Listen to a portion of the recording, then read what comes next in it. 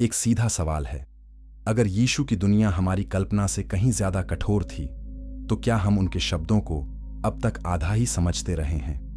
लूका 2:39-40 हमें याद दिलाता है कि यीशु किसी धुंधली कथा में नहीं, बल्कि एक असली परिवार, एक असली नगर और एक कठिन समय में बड़े होते हैं। ज्यादातर लोग मानते हैं कि बाइबल की भूमि हमेशा शांति, प्रकाश और पवित्र सुंदरता से भरी रही होगी, लेकिन सच्चाई यह है कि उस धरती पर धूल थी, डर था, कर थे, अपमान था और जीवन बचाए रखने की रोज की जद्दोजहद थी। इस कहानी में हम 3 राहों से चलेंगे। पहले हम गांवों, घरों, पानी, श्रम और भूख की दुनिया देखेंगे। फिर हम रोमी शासन, मंदिर, व्यापार और सामाजिक दीवारों को समझेंगे। और अंत में हम सुनेंगे कि इसी भारी और टूटी हुई दुनिया में यीशु के शब्द क्यों इतने तेज, इतने कोमल और इतने खतरनाक लगे। और जब हम इस पहली परत को समझ लेते हैं, तब असली कहानी शुरू होती है। यीशु के समय की यहूदियां किसी चित्रित धार्मिक पोस्टकार्ड की तरह नहीं चलती। वहां सुबह सूरज के साथ काम शुरू होता है और शाम होने से पहले सुरक्षा की चिंता लौट आती है। खेतों में मेहनत है, गांवों में तंगी है और नगरों में सत्ता की कड़ी निगाह है। हवा में धूल है, गलियों में गंध है और हर परिवार के भीतर यह चिंता है कि अगला दिन बिना कर्ज, बिना अपमान और बिना बीमारी के कैसे निकलेगा। शास्त्र हमें यीशु की बातें देता है, लेकिन इतिहास हमें बताता है कि वे बातें किन कानों में पड़ीं। वे कान थके हुए लोगों के थे, वे हाथ मजदूरों के थे, वे चेहरे उन लोगों के थे जो अपने ऊपर एक साथ धर्म, समाज और साम्राज्य का बोझ ढो रहे थे।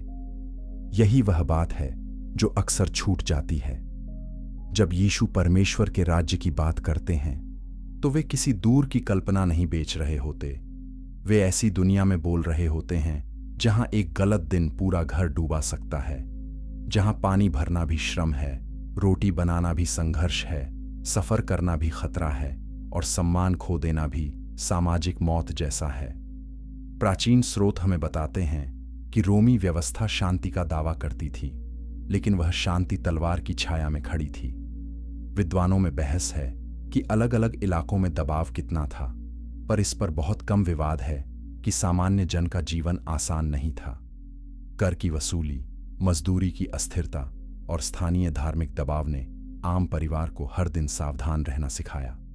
यहीं से यीशु की भाषा समझ आती है। जब वे बोझ उठाने वालों की बात करते हैं, जब वे गरीबों, रोने वालों, भूखों और प्यासों के बारे में बोलते हैं, तब वे किसी कविता का हिस्सा नहीं लिख रहे। वे जीवन की खुरदरी जमीन पर बोल रहे हैं। जब वे दया को बलिदान से ऊपर रखते दिखते हैं, तब वे केवल धार्मिक वाद विवाद नहीं छेड़ते। वे उस प्रणाली को छूते हैं जिसमें पवित्रता, प्रतिष्ठा और पहुंच सब बराबर बंटे नहीं थे।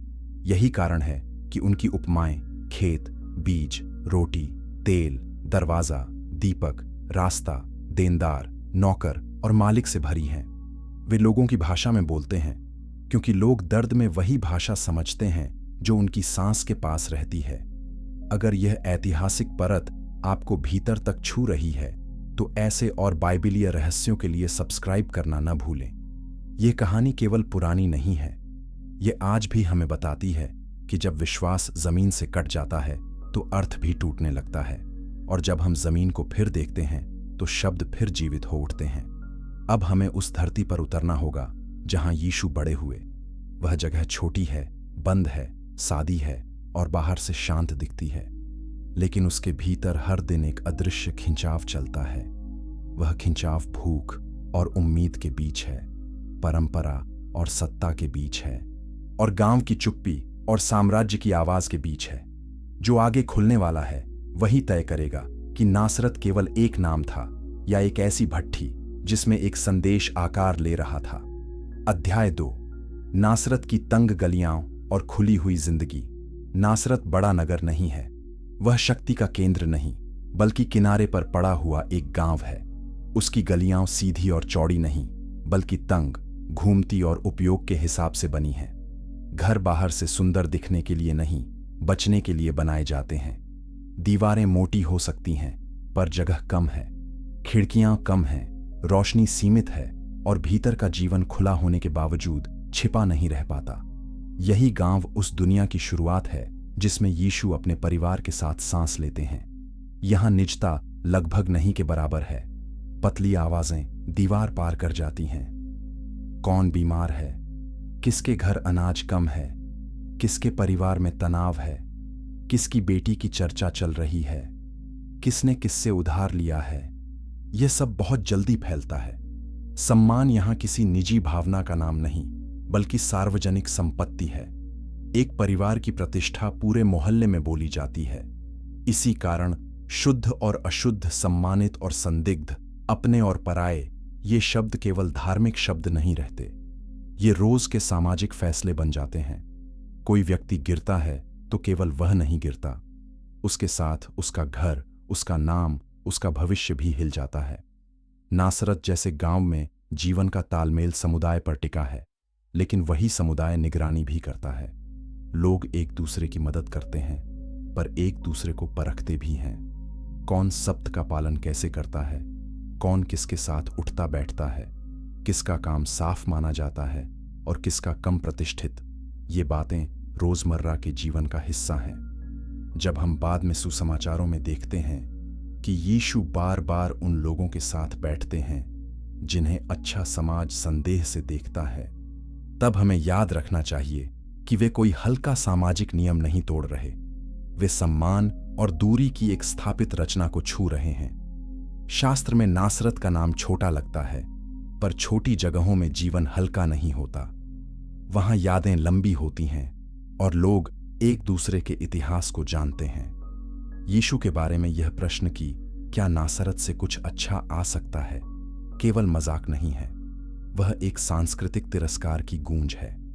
छोटे स्थान अक्सर बड़े नगरों की नजर में पिछड़े, साधारण या महत्वहीन कहे जाते हैं, लेकिन इतिहास कई बार किनारों से बोलता है और वही किनारे सत्ता के केंद्र को अस्थिर कर देते हैं। नासरत की जमीन मेहनत मांगती है। परिवार केवल एक काम से नहीं चलता। थोड़ा खेती, थोड़ा निर्माण, थोड़ी मरम्मत, थोड़ा पशुपालन, थोड़ी दिहाड़ी, यही मिश्रण जीवन को टिकाए रखता है। यही कारण है कि श्रम की भाषा उस समय के समाज में इतनी गहरी है। हाथों की ताकत, मौसम की चिंता और अन्न की अनिश्चितता हर घर में महसूस होती है। लूका 4 में जब यीशु अपने नगर में खड़े होते हैं तो वे किसी अजनबी शहर में नहीं, बल्कि उन चेहरों के बीच खड़े हैं जो उनके घर, उनके परिवार, उनके पुराने काम और उनके बचपन को जानते हैं। यही परिचय बाद में विरोध का रूप भी लेता है। यहां एक गहरी विडंबना है। जो समाज निकटता देता है वही घुटन भी दे सकता है। जो समुदाय सहारा देता है वही कठोर न्याय भी कर सकता है। इसी दुनिया में यीशु दया की बात करते हैं। इसी दुनिया में वे कहते हैं कि नबी अपने नगर में आदर नहीं पाता। यह केवल आध्यात्मिक वाक्य नहीं, यह एक छोटे गांव की सामाजिक सच्चाई है जहां परिचय अक्सर सम्मान नहीं बल्कि सीमा बन जाता है। अगर आप इस कहानी में पहली बार देख रहे हैं कि गांव का जीवन कितना कठोर, कितना खुला और कितना नाजुक था, तो इस सत्य को आगे बढ़ाने के लिए लाइक करें। बहुत बार हम केवल बड़े चमत्कार देखते हैं, लेकिन छोटी गलियों में पनपी हुई थकान को नहीं देखते, और शायद वही थकान हमें यीशु की वाणी की जड़ तक ले जाती है। लेकिन गांव को समझना काफी नहीं, हमें घरों के भीतर जाना होगा।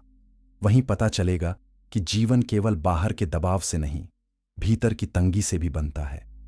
दीवारें खड़ी हैं, मगर उनके भीतर जो है वह हमें पहले से कहीं अधिक बेचैन करेगा। अध्याय 3, घर, पशु, रोटी और थकान। पहली सदी का साधारण घर सुविधा का स्थान नहीं, जीवित रहने की रचना है। वह खुला, सुगंधित और विस्तृत नहीं, बल्कि सीमित, उपयोगी और आवश्यक है। रात की ठंड से बचना है, इसलिए घर की बनावट में गर्मी रोकने का महत्व है। कई घरों में पशु निचले हिस्से में रखे जाते हैं, ऊपर लोग रहते हैं। इससे साफ सुथरे और गंदे, घरेलू और पशु, श्रम और विश्राम के बीच हमारी आधुनिक दीवारें टूट जाती हैं। उस समय जीवन एक साथ कई रूपों में एक ही जगह सांस लेता है। घर में धुआं है, पसीने की गंध है, रोटी पकने की महक है, बीमार शरीर की गर्मी है और काम से लौटे लोगों की थकान है। यह सब मिलकर एक ऐसा वातावरण बनाते हैं जिसमें आराम बहुत कम और जरूरत बहुत बड़ी होती है। मत्ती 8:20 में जब यीशु कहते हैं कि मनुष्य के पुत्र के पास सिर रखने की जगह भी नहीं, तो यह कथन केवल आध्यात्मिक त्याग नहीं दिखाता, यह उस संसार की अस्थिरता को भी छूता है जहां स्थायी सुरक्षा बहुत कम लोगों के हिस्से आती है। रोटी अपने आप मेज पर नहीं आती, अनाज पीसना पड़ता है, गूंथना पड़ता है, आग संभालनी पड़ती है, ईंधन जुटाना पड़ता है। यह काम अधिकतर महिलाओं के कंधों पर भारी रूप से टिका होता है। घर चलाना एक अदृश्य श्रम है, पर वही जीवन का ढांचा संभालता है।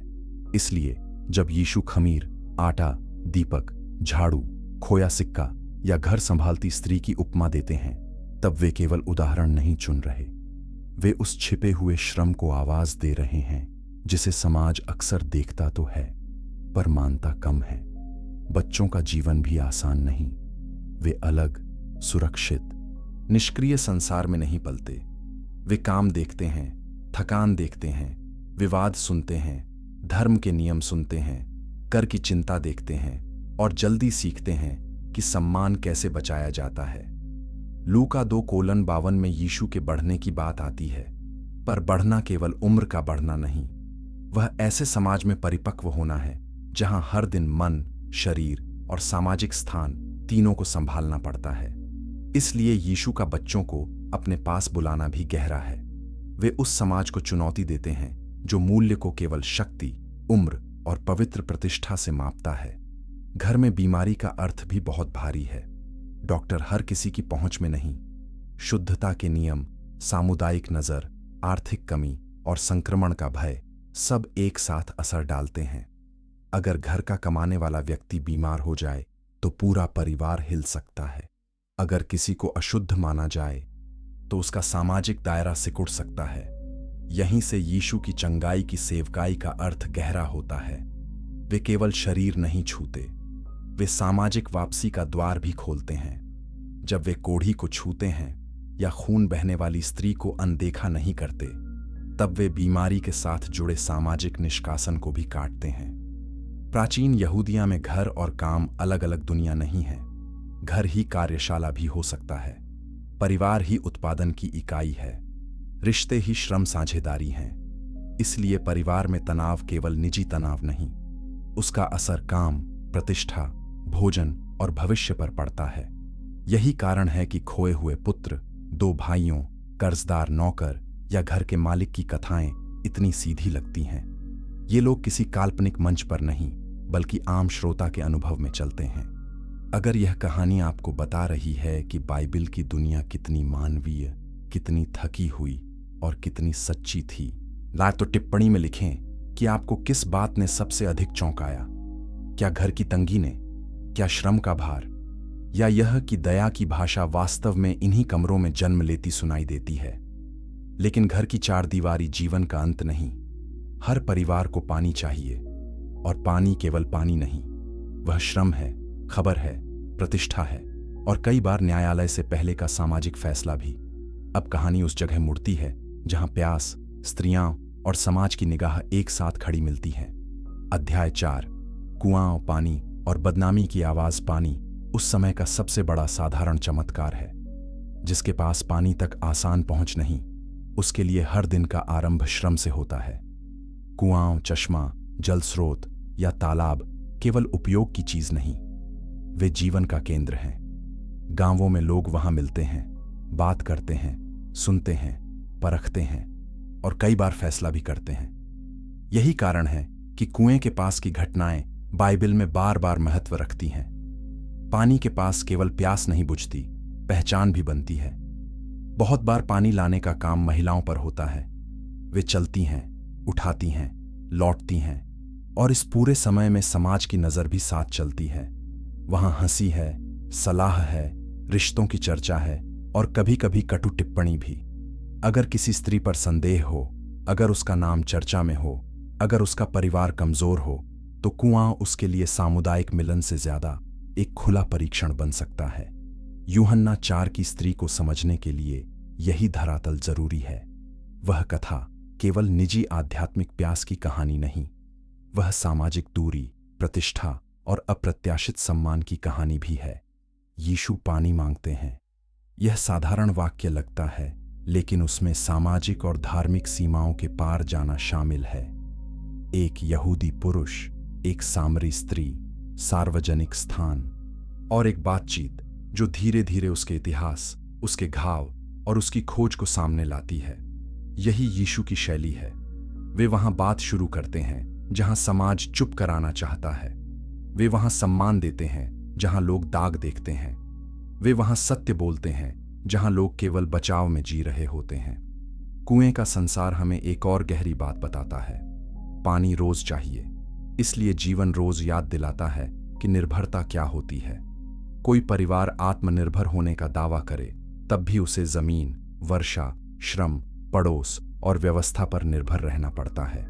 यही कारण है कि यीशु जीवित जल की बात करते हैं तो वह उपमा सुनने वाले के भीतर सीधी उतरती है। प्यास सब जानते हैं, इंतजार सब जानते हैं, खाली घड़ा लेकर लौटने का डर सब जानते हैं, और यही कारण है कि आशा भी तब सबसे तीखी लगती है जब वह सबसे मूल जरूरत के बीच सुनाई दे। लेकिन कुएं पर केवल श्रम नहीं, न्याय भी चलता है। कौन किसके साथ खड़ा है, कौन किस समय आता है, वो कौन चुप रहता है, कौन जल्दी लौटता है, इन सब बातों में सामाजिक संदेश छिपे हैं। इसलिए जब हम यहूदिया और गलील की स्त्रियों के जीवन पर ध्यान देते हैं तो हमें पता चलता है कि इतिहास की आवाज केवल राजाओं, सैनिकों और याजकों से नहीं बनती। वह उन हाथों से भी बनती है जो घड़ा उठाते हैं, उन पैरों से भी जो रोज रास्ता चलते हैं, और उन निगाहों से भी जो समाज के भीतर सम्मान और अपमान की लकीरें खींचती हैं। विद्वान अक्सर याद दिलाते हैं कि पहली सदी का समाज सम्मान और लज्जा की संस्कृति से गहरे बंधा था। इसका अर्थ है कि किसी का सामाजिक स्थान उसके भीतर से अधिक बाहर की नजर से तय हो सकता था। यही वह धरातल है जिस पर यीशु बार बार टूटे हुए, उपेक्षित और किनारे किए गए लोगों को केंद्र में लाते हैं। यह केवल करुणा नहीं, यह सामाजिक पुनर्संयोजन है। यह घोषणा है कि परमेश्वर का राज्य उन लोगों को भी देखता है जिन्हें समाज केवल फुसफुसाहट में याद करता है। अगर यह सत्य आपको गहरा लग रहा है तो इस कथा को किसी ऐसे व्यक्ति के साथ साझा करें जो यीशु की सेवकाई को केवल चमत्कारों की सूची समझता हो, क्योंकि यहां हम देख रहे हैं कि चमत्कार कई बार सम्मान लौटाने से शुरू होता है, और सम्मान लौटाना उस समय की दुनिया में आधी क्रांति के बराबर था। फिर भी पानी की यह दुनिया अकेली नहीं। नासरत से बहुत दूर नहीं एक और नगर सांस लेता है। वहां पत्थर अलग हैं, रंग अलग हैं, शक्ति का प्रदर्शन अलग है, और उसी तुलना में छोटे गांव के मन में एक नया तनाव जन्म लेता है। आगे की परत यही है। अध्याय 5, नासरत और सेफोरिस के बीच का तनाव। नासरत छोटा है, सेफोरिस बड़ा। नासरत धरती के रंग में ढला है, सेफोरिस रोमी प्रभाव की चमक ली खड़ा है। नासरत में परंपरा की पकड़ गहरी है, सेफोरिस में सत्ता, निर्माण, संस्कृति और राजनीतिक महत्व का मिश्रण दिखता है। इन दोनों के बीच की दूरी केवल भौगोलिक नहीं, यह मानसिक, नैतिक और सामाजिक दूरी भी है। जो गांव में रहते हैं वे पास ही एक ऐसी दुनिया को देखते हैं जहां वैभव, प्रशासन, शैली और रोमी असर खुलकर दिखता है। यह निकटता स्वयं में तनाव बन जाती है। सेफोरिस जैसा नगर याद दिलाता है कि साम्राज्य केवल सैनिकों से शासन नहीं करता, वह निर्माण से, भाषा से, बाजार से, कर से और आकर्षण से भी शासन करता है। वह लोगों को यह दिखाता है कि शक्ति कैसी दिखती है, व्यवस्था कैसी दिखती है और किसके पास संसाधन है। छोटा गांव यह सब देखता है। कुछ लोग उसमें अवसर देखते होंगे, कुछ लोग उसमें खतरा, कुछ लोग नैतिक गिरावट, कुछ लोग ईर्ष्या, कुछ लोग मजबूरी। यही बहुस्तरीय प्रतिक्रिया समाज को भीतर से बांटती है। यीशु का बचपन और युवावस्था ऐसी दुनिया में बीतती है जहां रोमी असर कोई दूर की अफवाह नहीं, वह आसपास की आर्थिक और राजनीतिक हवा में मौजूद है। लोग जानते हैं कि कौन शासन करता है, लोग समझते हैं कि किसके पास धन है, लोग महसूस करते हैं कि उनकी सादगी केवल धार्मिक चुनाव नहीं, कई बार आर्थिक सीमा भी है। यही कारण है कि जब यीशु धन, सेवा, सत्ता और परमेश्वर के बीच चुनाव की बात करते हैं तो वह सुनने वालों के लिए बहुत वास्तविक विषय है। वे अमूर्त दर्शन नहीं, जीवन की दिशा पर बात कर रहे होते हैं। यहां एक और महत्वपूर्ण प्रश्न उठता है, क्या सेफोरिस जैसे नगरों की निकटता ने गलील के गांवों के युवाओं, कारीगरों और मजदूरों को प्रभावित किया? विद्वानों में इस पर चर्चा है। कुछ कहते हैं कि आर्थिक अवसरों के कारण आसपास के लोग वहां काम करते होंगे। कुछ इस प्रभाव को सीमित मानते हैं, लेकिन इतना स्पष्ट है कि छोटा गांव बड़े नगर की उपस्थिति से अछूता नहीं रह सकता। इसलिए यीशु की भाषा में जब हम वैभव के प्रति सावधानी, बाहरी दिखावे की आलोचना और अंदरूनी सच्चाई पर जोर देखते हैं, तो उसके पीछे केवल धार्मिक नैतिकता नहीं, बल्कि देखी सुनी सामाजिक वास्तविकता भी हो सकती है। ज्यादातर लोग सोचते हैं कि यीशु की दुनिया केवल खेत और आराधनालय की दुनिया थी, लेकिन उसके बिल्कुल पास एक दूसरी कहानी भी खड़ी थी। यह वही जगह है जहां किसी गांव का युवक पहली बार यह देख सकता है कि संगमरमर, सजावट, सार्वजनिक भवन और राज्य की शान कैसी लगती है। और उसी क्षण वह यह भी देख सकता है कि इन चमकदार रचनाओं के नीचे कितनों का श्रम, कितनों का कर और कितनों की चुप्पी दबी है। यहीं से आखिरी पहले होंगे जैसे वाक्य और तीखे लगते हैं। यहीं से नम्रों, दीनों और भूखों की भाषा एक उलटी दुनिया की घोषणा बनती है। अगर आप अब तक हमारे साथ हैं तो सब्सक्राइब करें, क्योंकि आगे हम उस दुनिया के सबसे खतरनाक रास्ते पर उतरने वाले हैं। यह केवल यात्रा की कहानी नहीं होगी, ये डर, असुरक्षा, लूट और उस उपमा की पृष्ठभूमि होगी जिसे यीशु ने सुनाया और जिसने पूरी नैतिकता की परिभाषा बदल दी। एक गांव से दूसरे नगर की चमक तक की दूरी समझना जरूरी था, लेकिन अब हमें सड़क पर निकलना है, और सड़क कभी तटस्थ नहीं होती। रास्ता बताता है कि सत्ता किसकी है, खतरा किसका है और दया किस कीमत पर दिखाई देती है। आगे जो खुलता है वह एक उपमा का दिल नहीं, एक सभ्यता का घाव है। अध्याय 6, यरूशलेम और यरीहो के बीच खून की सड़क। यरूशलेम से यरीहो की राह केवल भूगोल नहीं, भय का नाम है। ऊंचाई, मोड़, सुनसान हिस्से और डाकुओं का जोखिम इसे खतरनाक बनाते हैं। यात्रियों के लिए सड़क का मतलब स्वतंत्रता नहीं, सावधानी है। अकेला चलना समझदारी नहीं। लोग समूह में चलते हैं, परिवार, रिश्तेदार, व्यापारी और तीर्थयात्री साथ चलते हैं। इस संसार में यात्रा रोमांच नहीं, यात्रा गणना है। कौन साथ है, कहाँ रुकना है, कितना बोझ है, कितना जोखिम है, सब सोचना पड़ता है। जब यीशु लूका 10 में उस व्यक्ति की कथा कहते हैं जो यरूशलेम से यरीहो जा रहा था और लुटेरों के हाथ पड़ गया, तब वे कोई काल्पनिक डर नहीं छूते। वे श्रोताओं की जानी पहचानी सड़क छूते हैं। यही उनकी शक्ति है। वे नैतिकता को हवा में नहीं टांगते, वे उसे ऐसी सड़क पर रखते हैं जहां खून सचमुच बह सकता है। वहां याजक गुजरता है, लेवी गुजरता है, सामरी रुकता है। इस कथा में केवल दया नहीं बल्कि सामाजिक झटका भी है। जिस व्यक्ति को सम्मानित धर्म व्यवस्था सुरक्षित नैतिक विकल्प मान सकती थी, आए वही रुकता नहीं, और जिस सामरी को संदेह से देखा जा सकता था वही पड़ोसी सिद्ध होता है। इस राह का खतरा हमें यह भी बताता है कि उस समय सुरक्षा निजी अनुभव नहीं थी।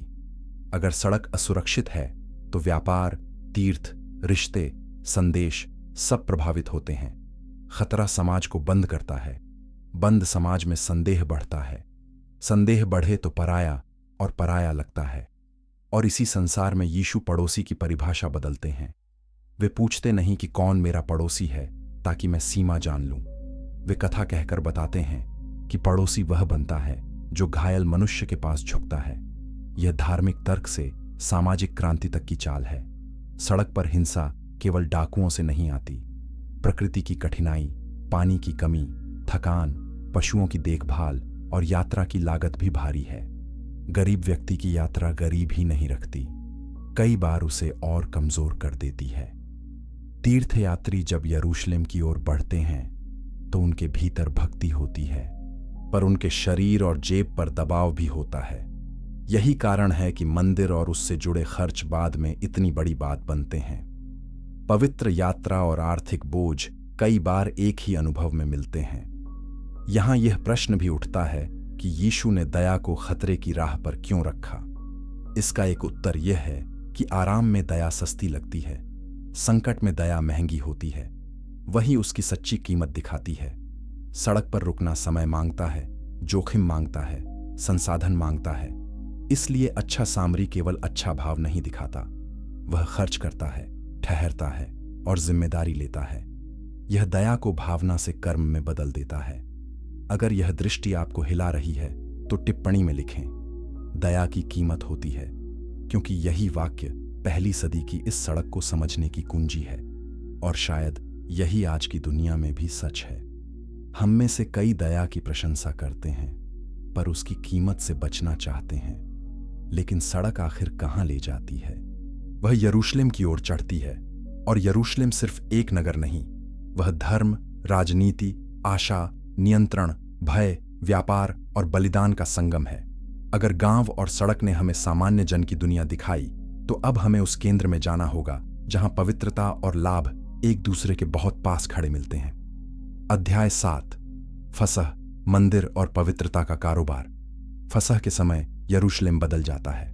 भीड़ बढ़ती है, दूर दूर से लोग आते हैं। उम्मीद, श्रद्धा और बेचैनी एक साथ नगर में प्रवेश करती है। हर कोई किसी एक कारण से नहीं आता। कुछ पूजा के लिए आते हैं, कुछ परिवार के साथ आते हैं, कुछ व्यापार देखते हैं, कुछ व्यवस्था बनाए रखते हैं, कुछ लाभ कमाते हैं, कुछ निरीक्षण करते हैं। नगर की सड़कों पर केवल धार्मिक भावना नहीं, मानवीय दबाव भी जमा होता है।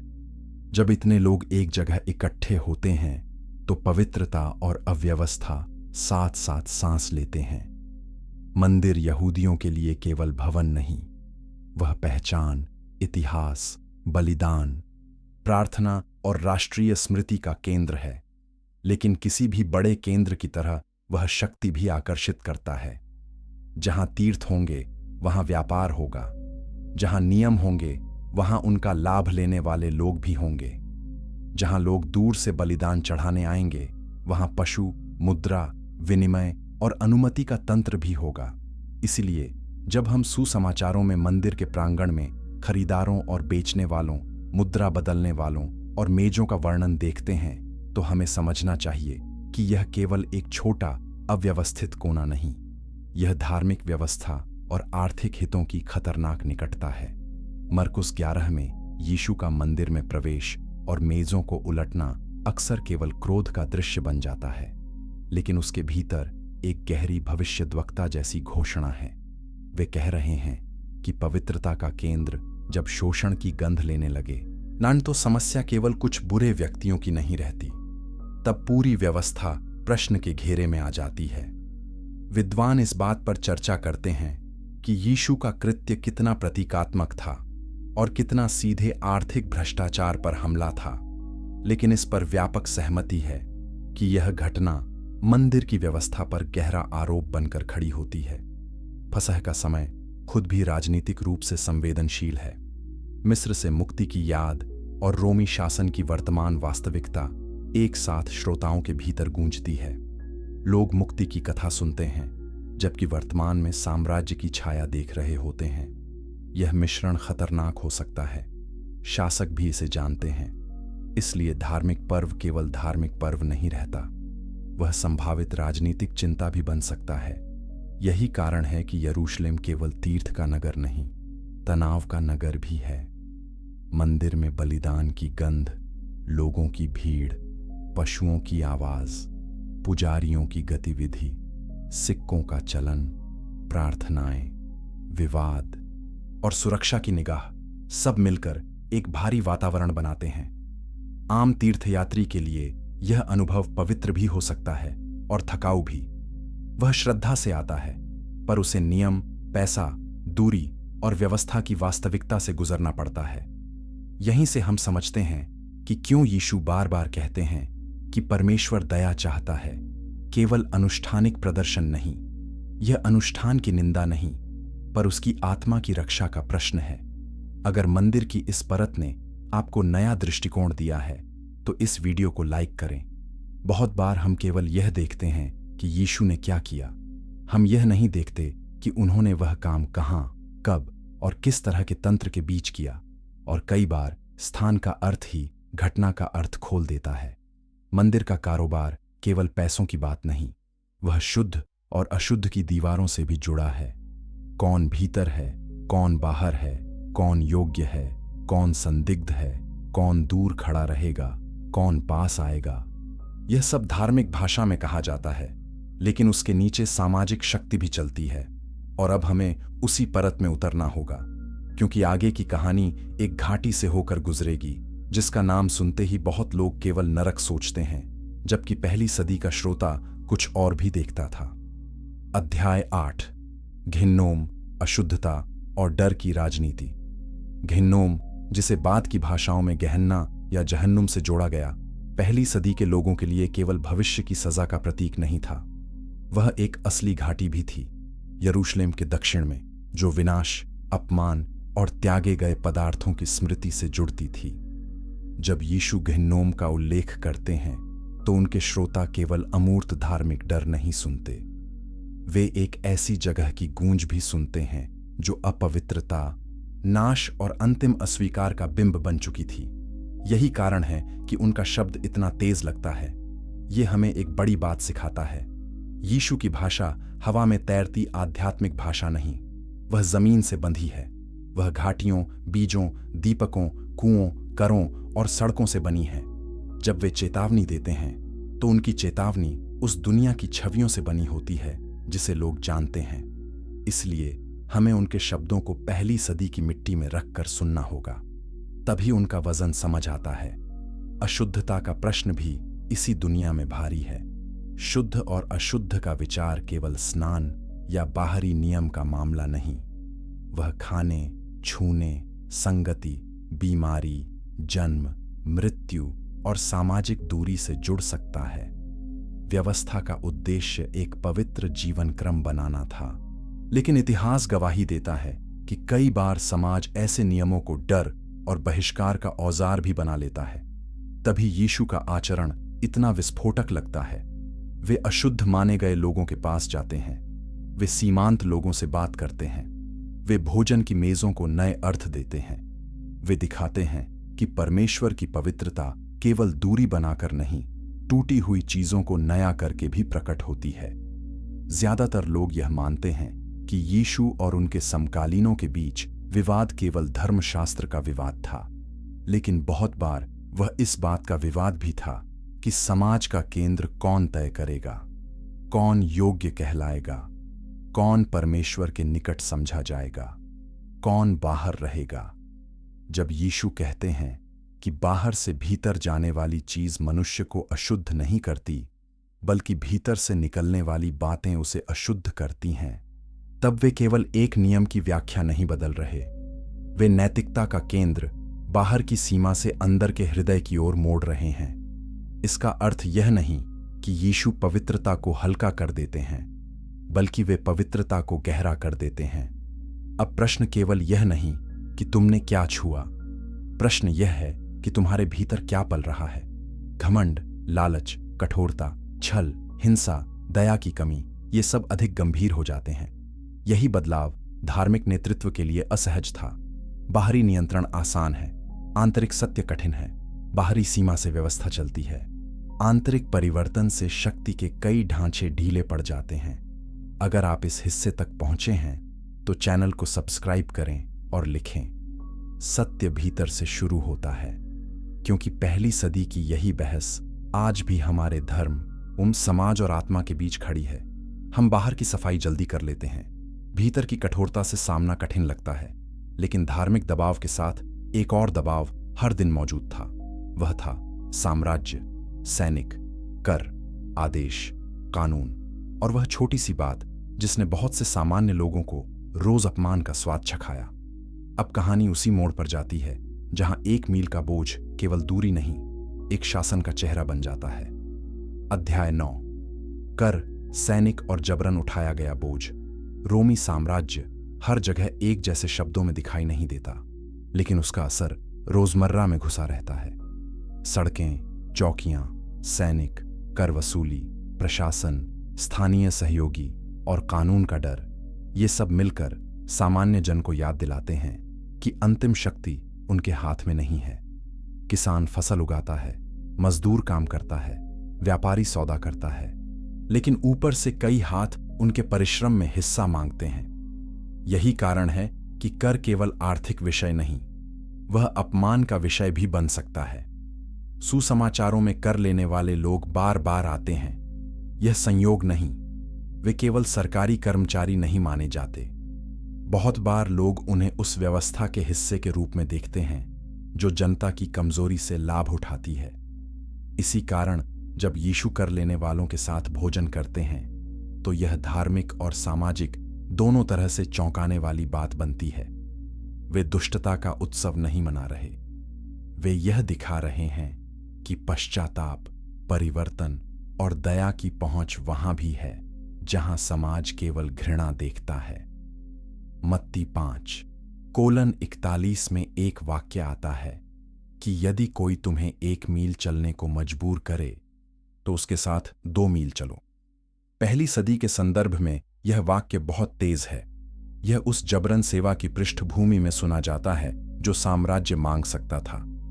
सैनिक किसी व्यक्ति से अपना सामान उठवाने को कह सकता था। यह केवल श्रम नहीं, अधीनता का प्रदर्शन था। ऐसे में 2 मील चलने की शिक्षा कायरता नहीं लगती। यह एक अजीब और गहरी प्रतिक्रिया है। तुम मुझे अपमानित करना चाहते हो, लेकिन मैं इस मजबूरी के भीतर भी अपनी नैतिक स्वतंत्रता बचाऊंगा। मैं टूटकर नहीं, जागरूक होकर जवाब दूंगा। विद्वानों में इस शिक्षा की कई व्याख्याएं हैं, पर इतना स्पष्ट है कि यीशु साधारण प्रतिक्रिया से अलग रास्ता खोलते हैं। रोमी सैनिक की उपस्थिति रोज की याद दिलाती है कि शांति तलवार के नीचे खड़ी है। लोगों को पता है कि शक्ति कहां है। वे खुली बगावत हर समय नहीं कर सकते। वे अपने बच्चों को जीवित रखना चाहते हैं। उन्हें रोटी चाहिए, उन्हें सुरक्षा चाहिए। इसलिए समाज केवल नायकत्व से नहीं, समझौते, मौन, आंशिक प्रतिरोध और छिपी हुई आशा से भी चलता है। यही कारण है कि यीशु का संदेश इतना असामान्य है। वे न तो सीधी हिंसक क्रांति का आह्वान करते हैं, न अन्याय को पवित्र कहकर चुप बैठते हैं। वे एक ऐसे राज्य की घोषणा करते हैं जो मनुष्य की गरिमा को वापस बुलाता है। और यही बात साम्राज्य और कठोर धर्म दोनों के लिए असुविधाजनक हो जाती है। कर का बोझ गरीब के लिए सबसे कठोर है। धनी व्यक्ति नुकसान सह सकता है, गरीब व्यक्ति की थाली सीधे खाली होती है। यदि मौसम खराब हो, कर्ज बढ़े या बाजार बिगड़े तो परिवार का संतुलन टूट जाता है।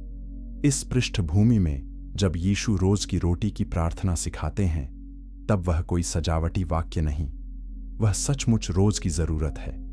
जब वे कर्ज और क्षमा को साथ जोड़ते हैं, तब भी वह आध्यात्मिक और सामाजिक दोनों अर्थ रखता है।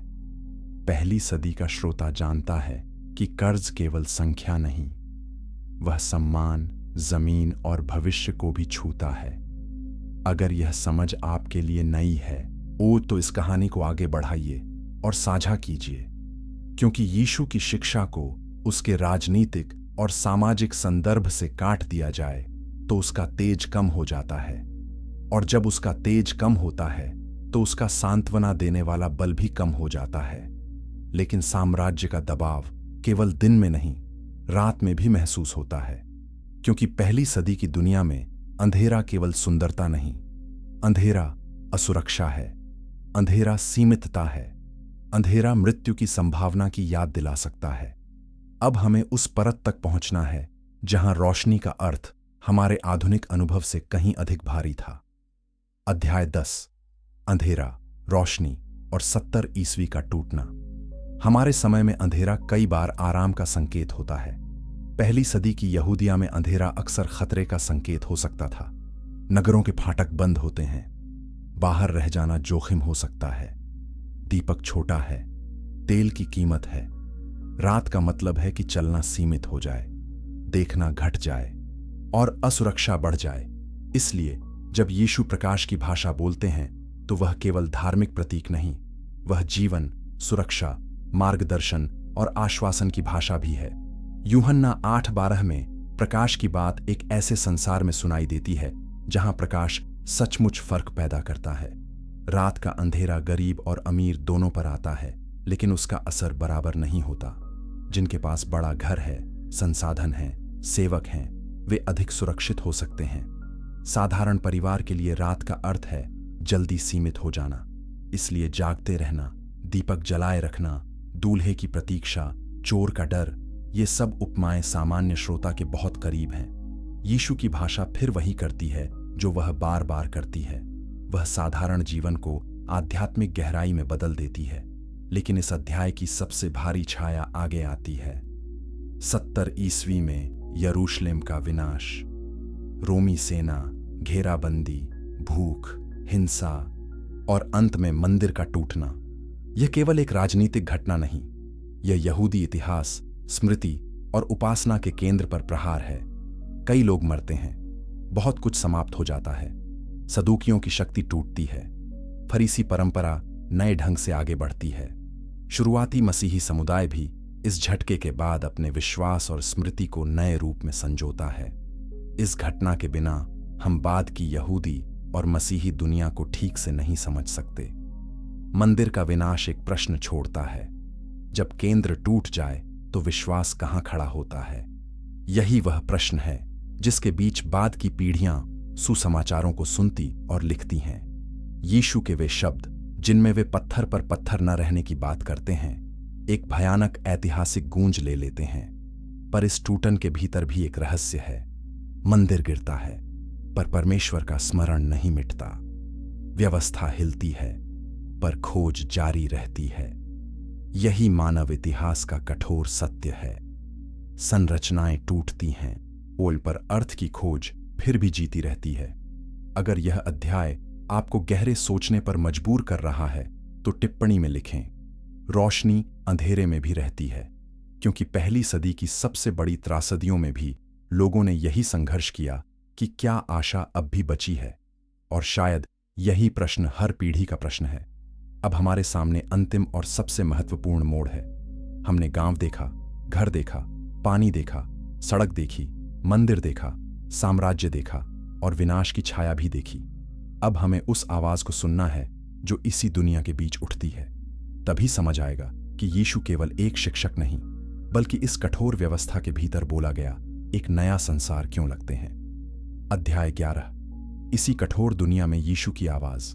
अब जब हमने पहली सदी की यहूदियां की धूल, तंगी, अपमान, सड़कें, कर, शुद्धता की दीवारें, मंदिर की जटिलता और रोमी सत्ता का दबाव देख लिया है, तो यीशु की बातें नई तरह से सुनाई देने लगती हैं। वे अब हवा में तैरती शिक्षाएं नहीं लगती, वे सीधे जीवन के बीच उतरती हैं। जब वे कहते हैं कि धन्य हैं वे जो मन के दीन हैं, या धन्य हैं वे जो शोक करते हैं, या धन्य हैं वे जो धर्म की भूख और प्यास रखते हैं, तब वे किसी आरामदायक सभागार में नहीं बोल रहे। वे ऐसी दुनिया में बोल रहे हैं जहां दीनता वास्तविक है, शोक सार्वजनिक है और न्याय की भूख रोज की अनुभूति है। यही कारण है कि उनका संदेश कोमल भी है और खतरनाक भी। कोमल इसलिए कि वह थके हुए, दबे हुए, टूटे हुए और किनारे पर धकेले गए लोगों को देखता है। खतरनाक इसलिए कि वह उन व्यवस्थाओं को अस्थिर कर देता है जो भय, दूरी, दिखावे और नियंत्रण पर खड़ी हैं। जब यीशु पापियों के साथ बैठते हैं, वे केवल दया नहीं दिखाते, वे यह घोषित करते हैं कि परमेश्वर की मेज पर आने का रास्ता समाज की प्रतिष्ठा सीढ़ी से होकर ही नहीं गुजरता।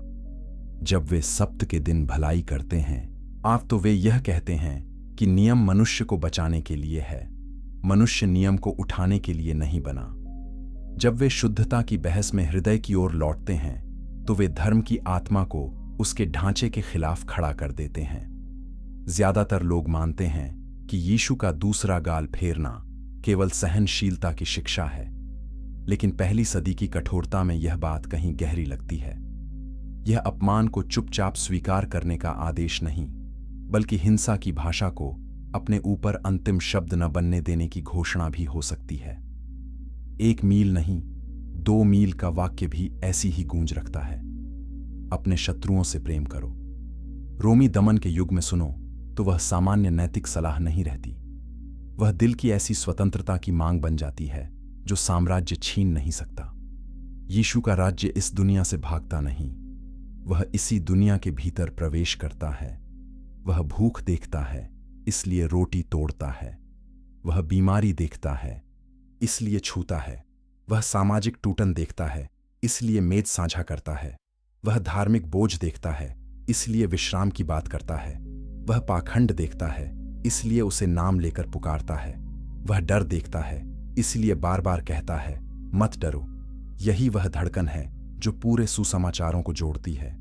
यीशु केवल स्वर्ग की सूचना नहीं देते, वे मनुष्य की टूटी हुई गरिमा को फिर से बुलाते हैं। और यही कारण है कि उनका टकराव बढ़ता है। अगर वे केवल निजी धर्म सिखाते तो शायद वे कम खतरनाक होते। अगर वे केवल चुप सांत्वना देते तो शायद सत्ता उनसे कम डरती। लेकिन वे ऐसा नहीं करते। वे मंदिर की भाषा को चुनौती देते हैं। वे सम्मान की सीढ़ियों को उलटते हैं। वे बच्चों, स्त्रियों, रोगियों, गरीबों, कर लेने वालों और पापियों को कहानी के किनारे से उठाकर केंद्र के पास ले आते हैं। वे कहते हैं कि जो अपने को बड़ा समझते हैं वे छोटे के जाएंगे, और जो छोटे हैं उनमें वे उठाए जा सकते हैं। यह वाक्य धार्मिक भी है और सामाजिक भी। यही उसकी शक्ति है। यहां हमें एक और महत्वपूर्ण बात समझनी चाहिए। यीशु की करुणा नरम भावुकता नहीं, वह सच्चाई से भरी करुणा है। वे हर किसी को सहज मान्यता नहीं दे देते। वे पश्चाताप की पुकार भी देते हैं। वे झूठ को झूठ कहते हैं।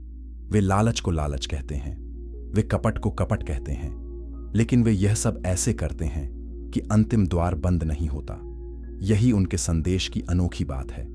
न्याय और दया उनके भीतर एक दूसरे के शत्रु नहीं बनते, वे साथ चलते हैं। इसी कारण उनके पास पापिनी स्त्री भी आ सकती है और निकुदेमुस जैसा खोजी भी। जक्कई भी बदल सकता है और मछुआरे भी बुलाए जा सकते हैं।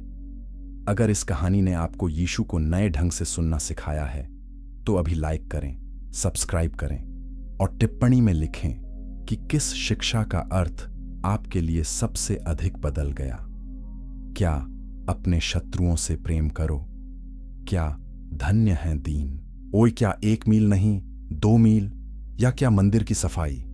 आपकी प्रतिक्रिया इस चर्चा को और गहरा करेगी। अब हम उस अंतिम निष्कर्ष पर आते हैं जिससे पूरी कहानी जुड़ती है। यीशु की दुनिया कठोर थी, लोग थके हुए थे, धर्म कई बार सहारा भी था और बोझ भी। रोमी शासन व्यवस्था भी देता था और अपमान भी। समाज निकटता भी देता था और निगरानी भी। मंदिर आशा भी देता था और जटिलता भी। इस पूरी दुनिया में यीशु की आवाज इसलिए अलग सुनाई देती है क्योंकि वह किसी एक पक्ष की भाषा में कैद नहीं होती। वह किसान से भी बात करती है, वह विधवा से भी, वह रोगी से भी, वह पापी से भी, वह धार्मिक नेता से भी, वह सैनिक की छाया में डरते व्यक्ति से भी, वह उस मनुष्य से भी जो खुद को अशुद्ध, हारा हुआ या भुलाया हुआ समझ चुका है। शास्त्र यही प्रकट करता है कि परमेश्वर का राज्य अक्सर वहीं सबसे स्पष्ट दिखाई देता है जहां मनुष्य सोचता है कि अब कुछ नहीं बचा। यीशु इसी बात को जीते हैं। वे वहां जाते हैं जहां लोग नहीं जाना चाहते। वे वहीं ठहरते हैं जहां सम्मानित लोग जल्दी गुजर जाते हैं। वे वहां बोलते हैं जहां दर्द इतना सामान्य हो चुका है कि लोग उसे भाषा भी नहीं देते। और शायद यही कारण है कि उनके शब्द 2000 साल बाद भी थके हुए मनुष्य को सीधा छू लेते हैं, क्योंकि वे दर्द को दूर से नहीं पढ़ते, वे उसके बीच खड़े होकर बोलते हैं। इतिहास हमें यह नहीं सिखाता कि विश्वास व्यर्थ है। इतिहास हमें यह सिखाता है कि विश्वास तब सबसे ज्यादा चमकता है जब वह वास्तविकता से भागता नहीं। पहली सदी की यहूदिया में यीशु की आवाज का अर्थ यही है। पवित्रता को मनुष्य से अलग मत करो, दया को व्यवस्था से बाहर मत रखो, न्याय को केवल नारे में मत छोड़ो, आशा को केवल भविष्य तक मत टालो। परमेश्वर का राज्य आकाश की बात भी है, लेकिन वह धरती की धूल में भी अपने चिन्ह छोड़ता है। बहुत लोग आज भी यीशु को केवल एक कोमल धार्मिक शिक्षक के रूप में देखते हैं। बहुत लोग उन्हें केवल चमत्कार करने वाले के रूप में पढ़ते हैं। बहुत लोग उन्हें केवल नैतिक सुधारक समझते हैं। लेकिन जब हम उनकी दुनिया देखते हैं तो पाते हैं कि वे उससे अधिक हैं।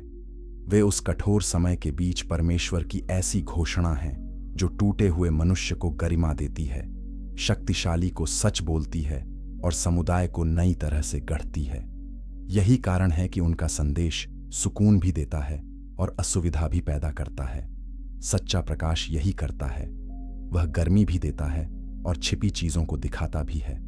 और अब शायद सबसे गहरा प्रश्न हमारे सामने है, अगर यीशु की बातें पहली सदी के उस कठोर संसार में इतनी जीवित थीं, तो आज हमारे संसार में वे किस चीज को खोलती हैं? हमारे कर कौन से हैं?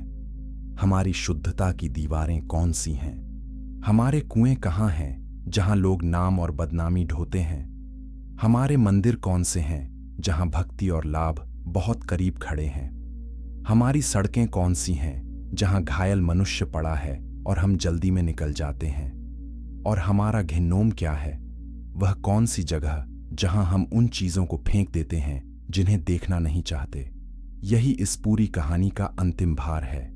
यह केवल अतीत की यात्रा नहीं, यह वर्तमान का दर्पण है। पहली सदी की यहूदियां हमें सिखाती है कि जब हम संदर्भ को समझते हैं तो यीशु की आवाज और साफ होती है, और जब उनकी आवाज साफ होती है तो हमारी आत्मा छिप नहीं सकती। तब हमें तय करना पड़ता है कि हम भीड़ का हिस्सा रहेंगे, दूर से देखेंगे, या उस कहानी में प्रवेश करेंगे जहां दया की कीमत है, सत्य की आग है और आशा अब भी सांस ले रही है। अगर यह पूरी यात्रा आपके भीतर गूंज रही है तो इसे उन लोगों तक पहुंचाइए जो बाइबल को केवल कथा समझते हैं, इतिहास को केवल जानकारी समझते हैं और यीशु को केवल परंपरा का हिस्सा समझते हैं। क्योंकि जब इतिहास, पीड़ा और शास्त्र एक जगह मिलते हैं तब हम केवल जानकारी नहीं पाते, हम एक आवाज सुनते हैं, और वही आवाज अब भी पूछती है, क्या तुम देख रहे हो कि कहानी वास्तव में कहां घट रही थी? और यहीं इस प्रश्न पर कहानी बंद नहीं होती, यहीं से वह सचमुच शुरू होती है। क्योंकि जो व्यक्ति अब यहूदिया की धूल, यरूशलेम की भीड़, गलील की थकान, रोमी कानून का बोझ, कुएं की फुसफुसाहट, मंदिर की जटिलता और क्रूस तक जाती राह को साथ रखकर सुसमाचार पढ़ेगा, वह पहले जैसा नहीं पढ़ पाएगा। उसे हर वाक्य में धरती की सच्चाई सुनाई देगी, और शायद उसी क्षण वह समझेगा कि यीशु केवल स्वर्ग का रास्ता नहीं बताते, वे घायल धरती पर परमेश्वर की चाल भी दिखाते हैं। और जो इस चाल को पहचान ले, उसके लिए शास्त्र केवल पढ़ी जाने वाली पुस्तक नहीं रहता, वह जी जाने वाली पुकार बन जाता है। लेकिन अगर यह सच है तो अगला प्रश्न और भी गहरा है, क्या हम भी उस पुकार को सुनने का साहस रखते हैं?